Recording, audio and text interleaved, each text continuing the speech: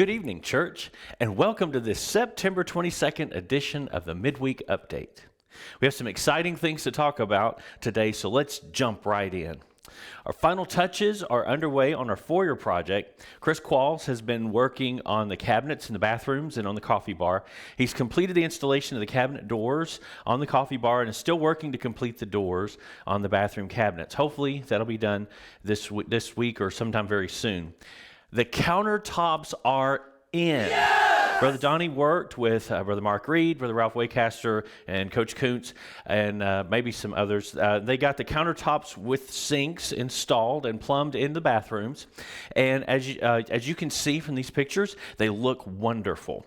We are hopeful that the countertops for the coffee bar and the Connect desk will be ready sometime this week or next. More information on that to come whenever we find out. Also, the final directional signage went up today. Hopefully, everyone will be able to easily find their way around with these new signs. We have ordered acrylic lettering for the front of the Connect desk, and that lettering is expected to ship to us by October 4th. There'll be quite a few detail things like this that will be completed over the next several weeks. These little detail items are very time consuming, but they're definitely worth the effort. So it's going to take us a while to get everything done, but we're pretty close to having everything finished, and it's certainly ready for us to use. We've also had some updates going on in our kids' Sunday school area.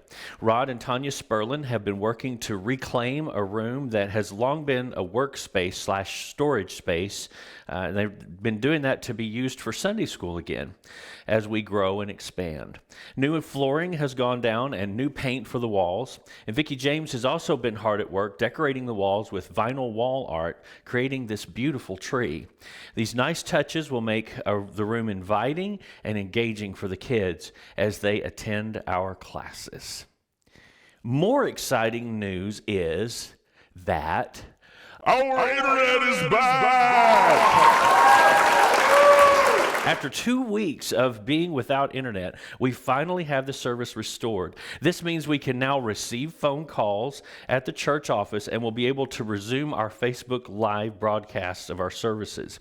AT&T sent out a crew to do a temporary repair to the broken line until the construction crew can come out and completely replace the line that flies over the Little Bazarn Creek.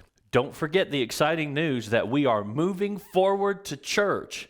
Our Welcome Forward to Church Sunday will be on October 3rd. We will resume having our worship services in the sanctuary on that Sunday.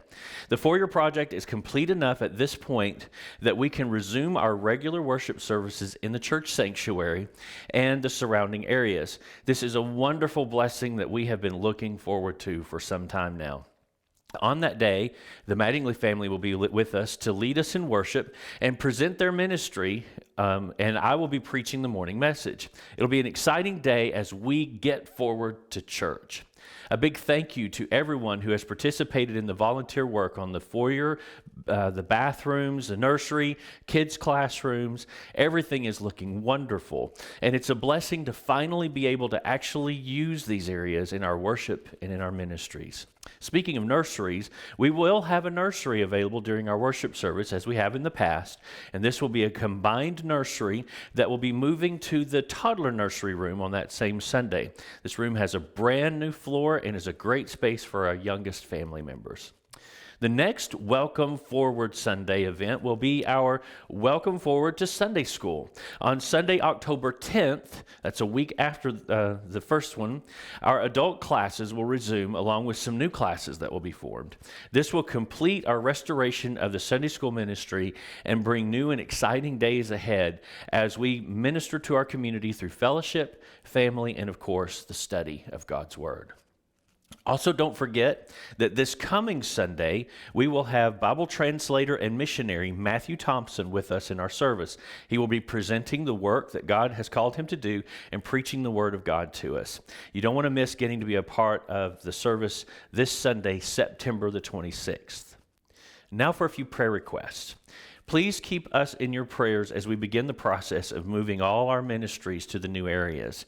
Teachers, workers, and of course the staff need your prayers through this transition time. There are a lot of logistics that must happen in the background to make sure everything transitions and works smoothly, or as smoothly as possible. So please, please, please be in prayer for us during this time of transition. Also, one of our MBSF students, Hannah Smith, has been diagnosed with acute leukemia. While the prognosis is encouraging for someone her age, there is still a long road ahead. So please keep Hannah and her family in your prayers. My mother, Sharon Crane, will be having total knee replacement surgery on September 28th. Please keep her in your prayers, and my dad as well, as we're trying to help her through that recovery process. Here's some more prayer requests. They'll come up on your screen. Please take time to look them over and pray for them right now.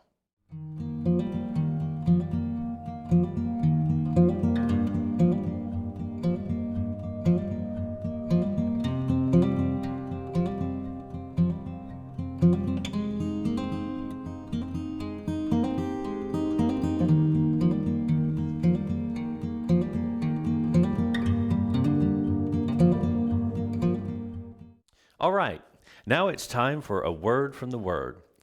Proverbs 13:12 is a proverb many are familiar with. It says, "Hope deferred makes the heart sick, but when the desire comes, it is a tree of life." We have been hoping and praying for an end to COVID, but it has not yet come.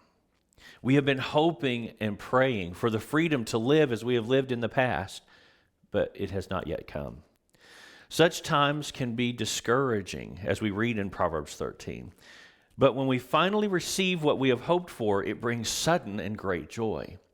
So we're still looking for that time when COVID is gone, or at least we're able to find a new normal to finally relax and move forward away from the pandemic. We don't know when that will come, and it can make your heart sick. In fact, there was a similar situation, not with a pandemic or anything like that, but just a hope-deferred situation. In 1 Thessalonians chapter 3, verses 4 through 8, Paul writes, "Indeed, we told you before when we were with you that we would suffer tribulation, just as it came to pass, as you well know." So there was this time of tribulation that was coming for the Thessalonians, and Paul was now no longer with the Thessalonians, and he was worried about them because they had been through some really trying times. And he says, "For this reason, when I could no longer endure it, I sent to inquire about your faith, lest by some means the tempter might have tempted you, and our labor might have been in vain. But just now, Timothy has come from you to us and brought us good news of your faith and love, and that you always have good memories of us, desiring greatly to see us as we also desire to see you.